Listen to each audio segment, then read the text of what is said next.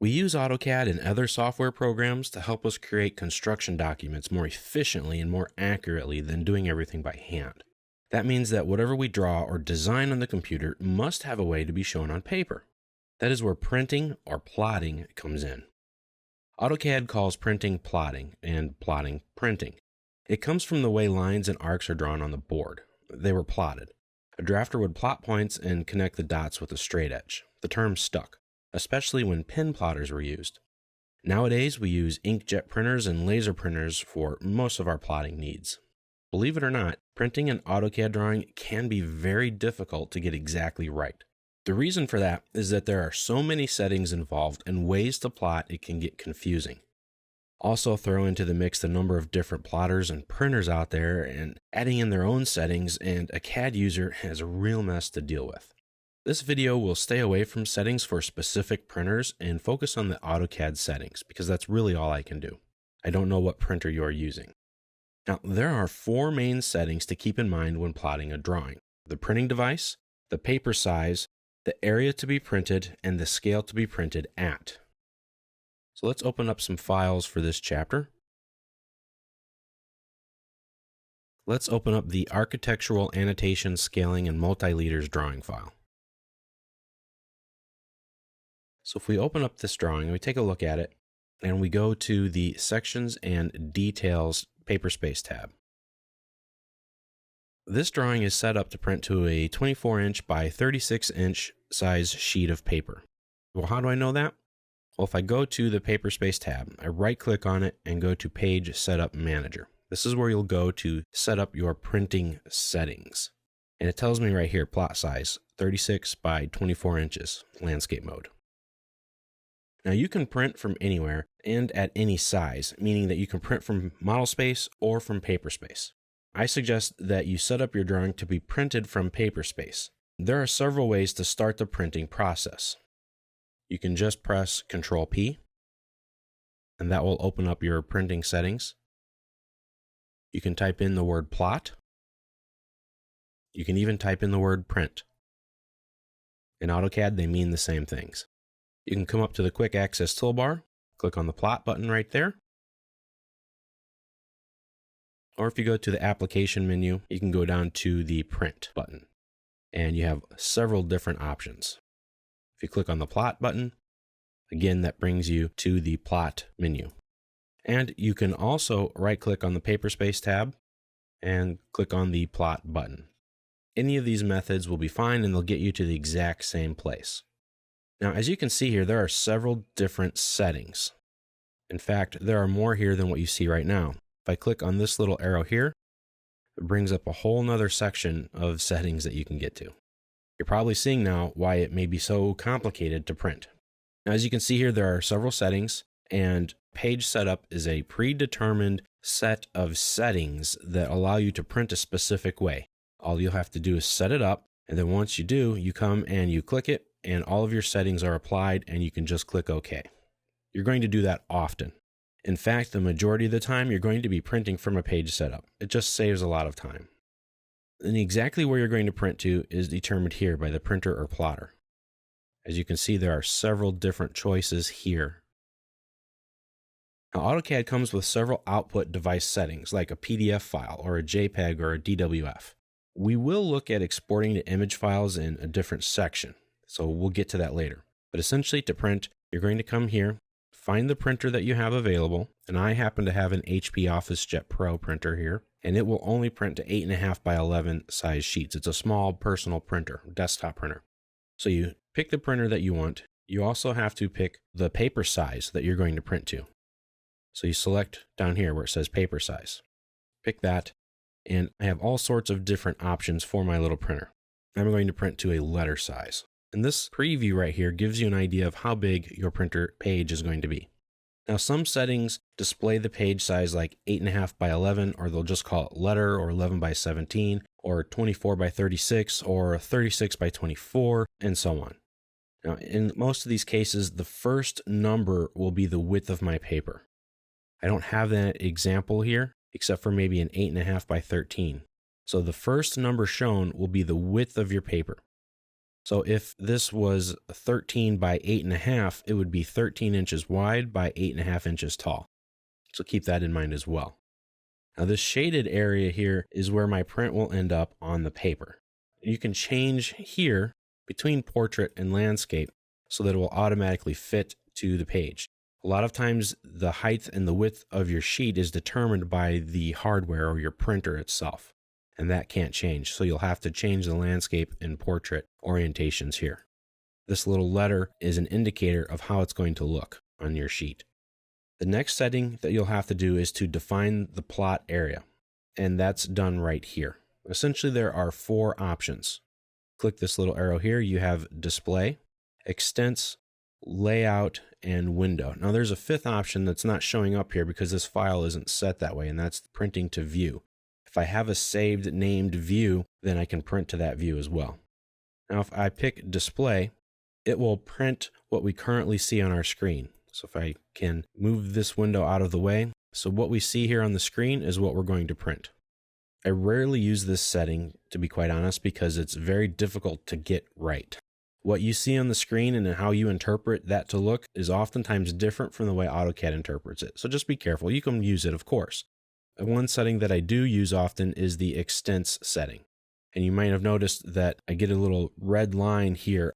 That means that when you change your settings and you get a red line on a border, then something isn't fitting in your sheet the way it should be. So that means something won't be able to be printed. It's cutting it off.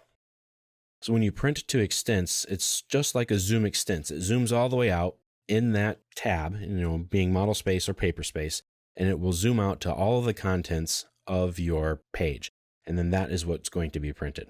So it basically prints everything that's in that paper space tab. Layout will print according to your page setup definition, meaning your paper size and printer settings. So the layout will print to an 8.5 by 13 as you see here. And when you're in AutoCAD and you set up your layout, there'll be a faintly dashed line that shows up around your drawing area. This is a good setting to use if you have a defined page size or paper size that you're printing to. And it helps you to control the way it's printed on your sheet, because that dashed line is a sort of guideline. So anything inside this dashed rectangle is what's going to print. So you just line up everything that way. This one's used quite often. And then this last section is a window. Now the window allows you to define a printing area within a window selection. So you can use this to pick your entire sheet if you'd like, or pick on the window again, and you can just select a small area in case you want to print one section or view or something inside, just a little bit of something that you want to print out. I'll use window a lot when I'm in model space. You can see here my printing area will fit a little bit more smaller than the larger one, and it's going to fit inside this 8.5 by 13 inch size sheet of paper. Now to the scale and to the plot offset. Plot offset typically is going to stay at 0, 0 all the time. The other option you might want to use is center the plot. That means it's going to take whatever it is you chose to print, whether it be a window, layout, extents, display, and it's going to center it on your sheet of paper. This is another setting you're probably going to use quite a bit. Now the scale. The scale is very important. Typically, you're only going to print 1:1 because you use your scale in your CAD file through your viewports. That controls the scale. And Paperspace is set up as if you were drawing in paper. So everything is scaled in there automatically by default according to how it's going to look on the paper. You define your text size, how it's going to look in paper. So if you want your text to be 1/8 of an inch high, then that's what you set your text to be, 1:1. Drawing 1:1 in AutoCAD is the key, and it keeps everything simplified that way. So typically this is going to be 1:1. Now, in the case here, where I only have an 8.5 by 11 size sheet of paper that I can print to, the letter size, and let's say I want to print the full drawing that I have, extents. It's too big to fit on this size sheet of paper. So I'm going to center it. And once I center it, you see here I have the red border telling me that this is not going to fit. I'm only going to get the middle part of my drawing. Well, if I click the fit to paper, it will scale everything down to fit it on that size sheet. And you can see here the scale has been customized itself. I can get it to be a little bit better fit if I pick the landscape option right here. It rotates it, adjusts the scale accordingly, and now my full-size sheet is going to be printed down and scaled properly to an 8.5 by 11. Now you see the scale is a little off here, so if I try to put a scale on my drawing once I print it out to make measurements, I'm not going to be able to. But if I turn off the fit to paper, I can change my scale here manually. Now you can see it cuts it off a little bit. So my left and right sides are going to be cut off. Now, if that's okay, that works. But I can change it 2 by 2. It's still a little too much.